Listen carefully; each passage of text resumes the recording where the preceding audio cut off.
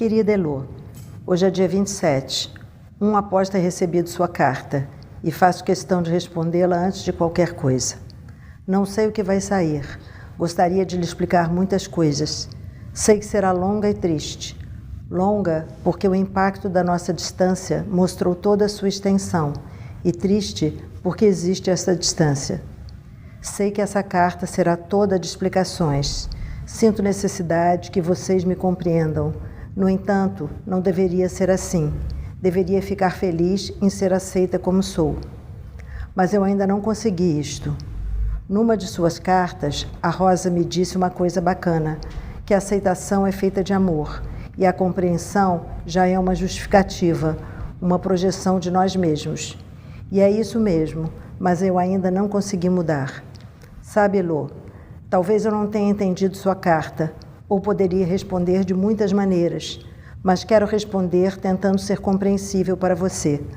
Quero que você saiba que certos erros eu realmente reconheço, como já disse para Lígia, mas outras coisas são a essência de mim mesma, e se abrir mão delas, seria uma morta-viva. Eu faço um arquivo de todas as cartas que escrevo e que recebo, onde até hoje só falta uma, a primeira que papai e mamãe me mandaram. Pude lê-la, mas não ficou comigo. A segunda, em que você e a Lígia escrevem, é a introdução do meu arquivo. É a primeira carta e também é a primeira que eu mandei para vocês. Fiquei emocionada quando, com mais de um mês de incomunicabilidade, recebi estas palavras. Eu gostaria de ter uma carta sua só para mim. E vieram de você. A Lígia me parecia fútil naquela carta, e eu decidi escrever uma carta para as duas juntas, explicando o que eu pensava, apresentando uma nova Lúcia que vocês não poderiam reconhecer.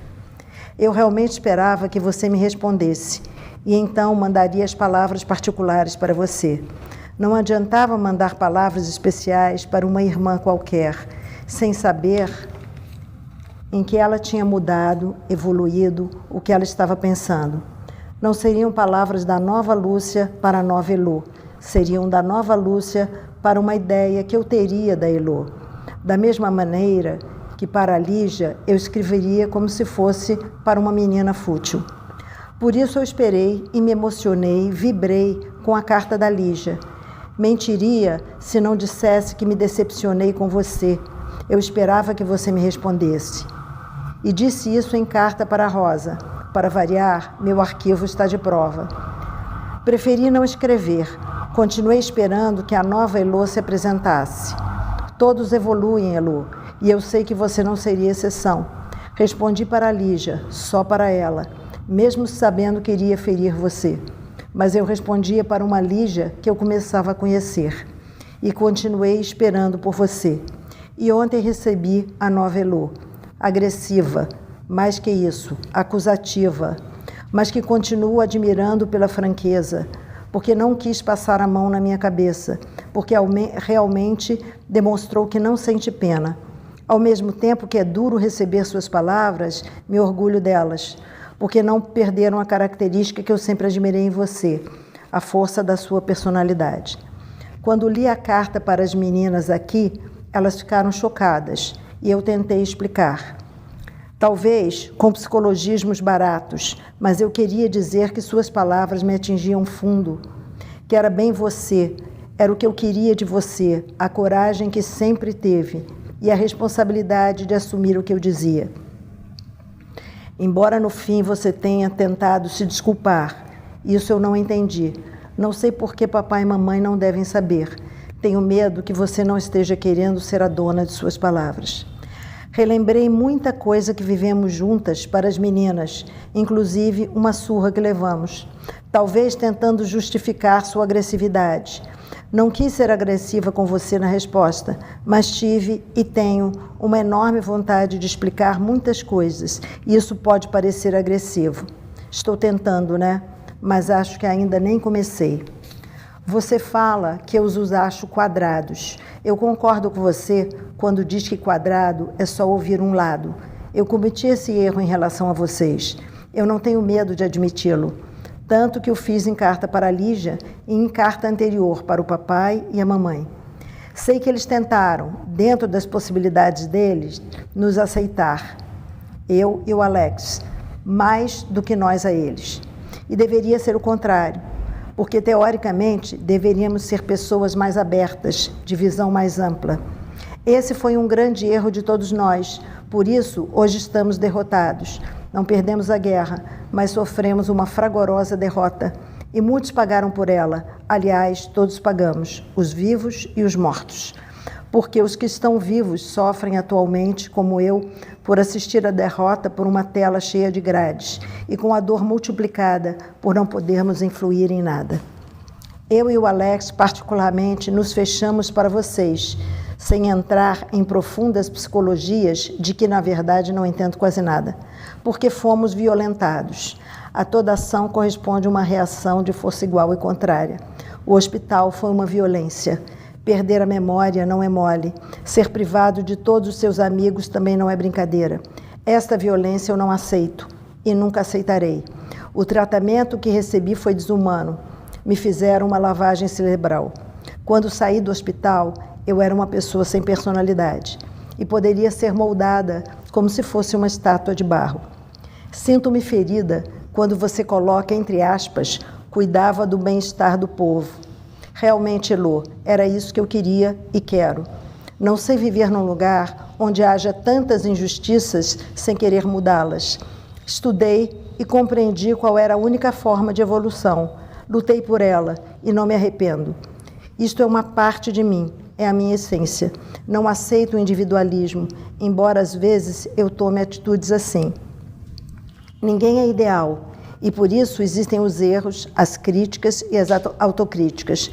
Não me esqueci do sofrimento de vocês por causa da minha escolha. Lembre-se do que faz sofrer a vocês, também me faz sofrer, porque gosto de vocês, mas abri mão do meu sofrimento e do de vocês em troca do que você coloca entre aspas. Vocês podem, e sei que não concordam comigo, mas como já disse, ninguém é dono da verdade.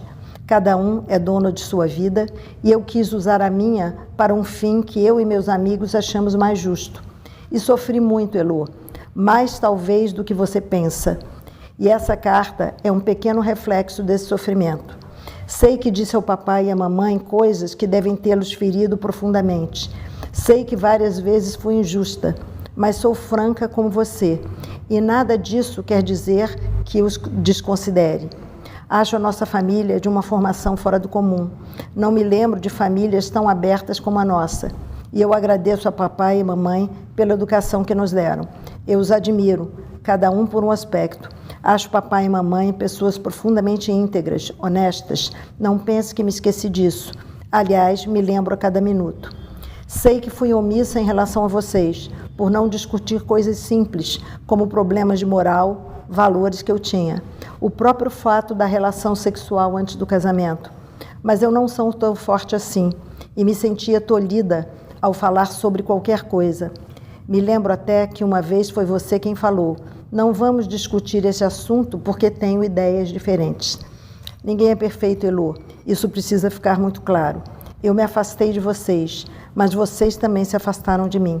Sinto um enorme complexo de culpa, de impotência, ao ter, nesse momento, ser completamente dependente dos meus pais. O fato de gastarem uma nota com advogado, de cada presente que dou ser à custa deles, tudo isso me deprime.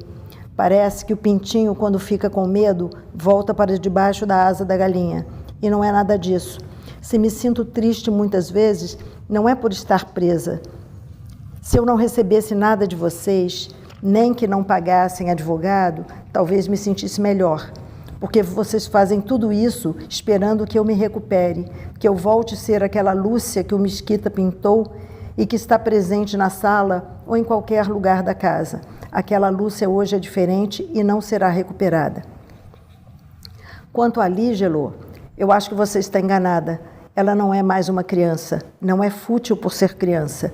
Detesto os argumentos em cima de idade, embora para meu julgamento uma das atenuantes é ser menor de 21. A Lígia cresceu, Ela pode ter interesses que parecem fúteis, mas ela está cheia de pensamentos próprios, dúvidas e também angústias. Ela está tentando compreender o mundo, e foi isso que me emocionou. As aparências são bem diferentes do conteúdo. Eu também já fui exatamente como ela, em 67, e foi um dos períodos de maior angústia na minha vida, por não ter capacidade de entender o porquê daquela angústia.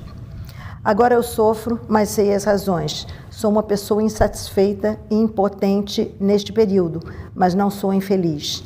Não existe isso, ser isso, existe estar. O sofrimento é menor quando é compreendido, e eu posso aquilatar o porquê do meu. A aparência de futilidade é uma capa para as pessoas que estão procurando entender as coisas. Eu também gosto de me vestir bem, de dançar, tomar chopp, etc. Mas não lastimo nada disso. Evidente que é o de menos. Bem, Elô, vou terminar por aqui. Acho que já ocupei todo o papel permitido por esta semana, mas foi bem empregado. Continuo a admirá-la porque falo o que pensa. Se fui agressiva, não peço desculpas, era necessário. Se fiz pressão emocional, é porque ainda estou muito longe de ser a pessoa que eu gostaria de ser. Eu realmente não queria que houvesse nessa carta nenhum nível de coação emocional. Quanto a papai e mamãe, não entendi o porquê disso. Não vou falar diretamente com eles, mas também não vou fazer nada para esconder a existência dessa carta e da sua. Não se pode viver de ilusões. Com muito amor, Elô, por mais que você não acredite. Um beijo e muita saudade. Lúcia, 27/11/71.